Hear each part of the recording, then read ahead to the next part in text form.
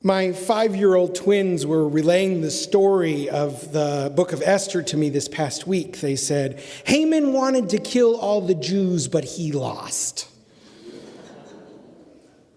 Which is accurate. Maybe in other years I would not have flinched at hearing preschoolers so casually describe a closely averted genocide. But this year it hit me hard that this is a reality Jews expose our kids to at such a young age. The Megillah hits hard this year in a time of violent anti-Semitism and dangerous rulers. My favorite scene in the Megillah comes in chapter 4 when Mordechai convinces Esther to go to the king. At first she's reluctant, but he helps her step up to the challenge. It's a strange scene because the Megillah tells us that the entire conversation is conducted in letters back and forth. Esther is in the palace and Mordechai is not allowed into the palace because he's put on sackcloth and ashes after hearing the news of the king's decree.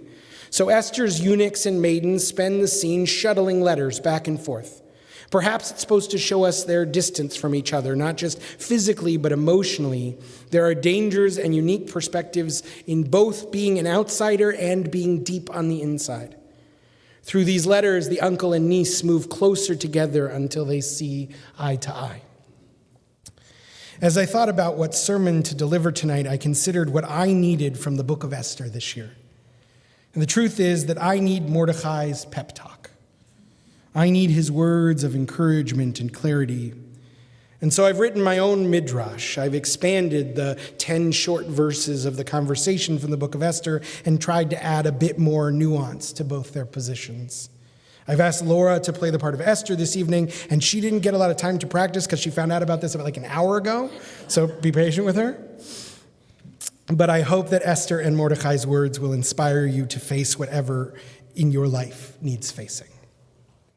Dear Uncle Mordechai, I went out to the palace courtyard to meet you today, as I do every afternoon, but you were not there.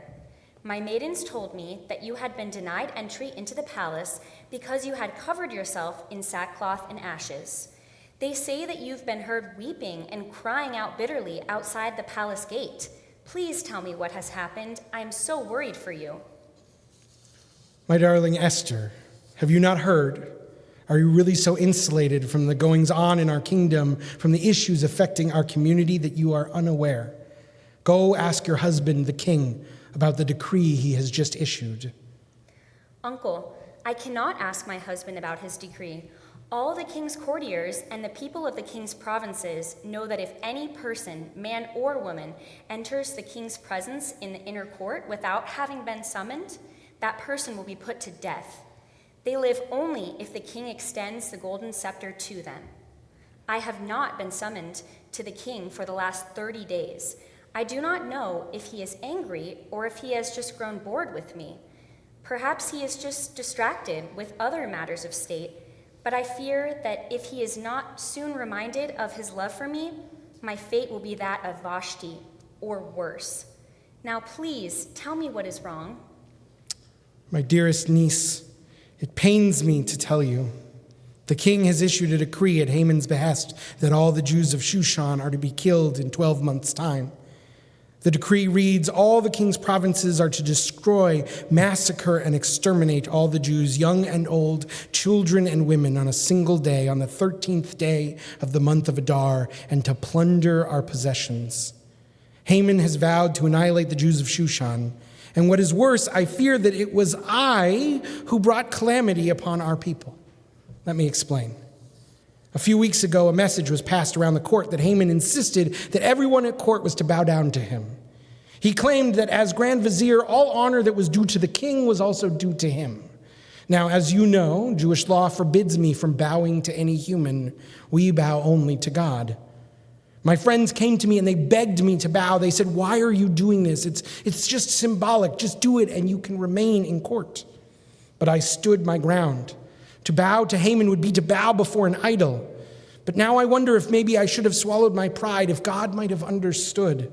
Because when Haman went to the king, he didn't just call for my head. He somehow convinced the king that all of the Jews are disloyal, that we are all threats to the rule of law. And in return, the king gave him his signet ring and all the resources he will need to eliminate the Jewish community.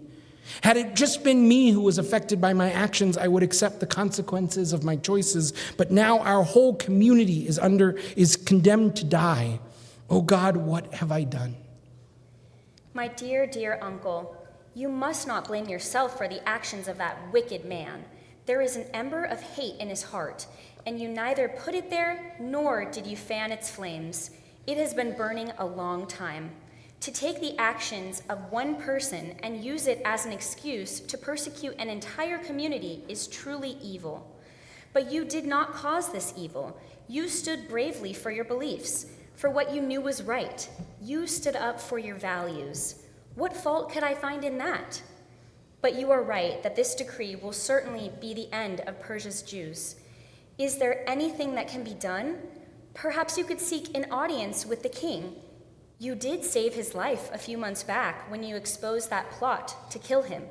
Maybe he will listen favorably if you plead on behalf of the Jewish people. Esther, I thank you for your kind words. I do not know that you have the power to absolve me for my role in the current crisis, but reading that you do not blame me gives me some hope that God will forgive me too. I cannot go before the king. I'm not even sure he knows I saved his life. I never received any acknowledgement from the palace for uncovering that planned assassination. Plus, even if he knew, I do not think the king will listen to me. I have been banned from the court, and not just because I'm wearing sackcloth and ashes. I believe that Haman has poisoned the king's mind toward me. I'm sure he has told lies about me and all the Jews. I will never be able to convince him to change his ways. There is only one person who can stand up to this unimaginable evil. That person is you. Uncle, I told you I have not been summoned for 30 days. The king is fickle and cruel. His whims swing wildly. If I approach the king, I will probably die. Would you really ask me to risk my life in that way? I know that it's risk, but I hope you will consider it anyway. Our whole community is doomed. Your whole community. Do you really think that you can escape our fate? What if the king finds out you're Jewish? What if Haman already knows? Do you really think that crown on your head will protect your neck when the sword starts swinging? Uncle, trust me, I am well aware that my position is precarious. But what if I speak out and the king is not convinced? Then I will not have saved the Jews, and I will have brought Haman's attention onto me. If it is true what you say, that my husband's mind has been poisoned by that evil man, I don't even want to speak his name. Then why would the king listen to me? Should I sacrifice my life on principle, even if I know it won't save yours? My darling Hadassah, I understand your reticence. I know I was the one who told you to hide your identity. I thought that blending in was our best path to safety. I see now that I was wrong. You've worked so hard to hide your identity, to blend in, and now you're being asked to stand up and speak out. I understand that it may not work, but this is what I know. If you keep silent in this crisis, relief and deliverance may come to the Jews from another quarter, while you and your father's house will surely perish. Even if we are saved by some other force, if you had the opportunity to speak up and you didn't, would you even recognize yourself? Uncle, I know you raised me to speak out, but I'm so afraid. There are so many ways I can fail. I'm scared and alone. I feel like I was set up in this position, like God put me here to test me. I feel like I will fail the test. Help me, Uncle. I do not know how to meet this moment. P.S. I noticed you used my Hebrew name, Hadassah. Were you trying to tell me something? Dearest Hadassah, my treasured little myrtle tree. You noticed that, huh? I did use your Hebrew name on purpose, but not for the reason you might think. I used it because it was the name your parents chose for you when you were born, before they died. Names in our tradition are a form of blessing, and that one generation gives the next, and yours is no exception. Your parents didn't choose Hadassah because it meant myrtle tree. They chose it because it also means victory. They knew that throughout your life there would be moments when your faith might falter and your confidence in yourself might be lost.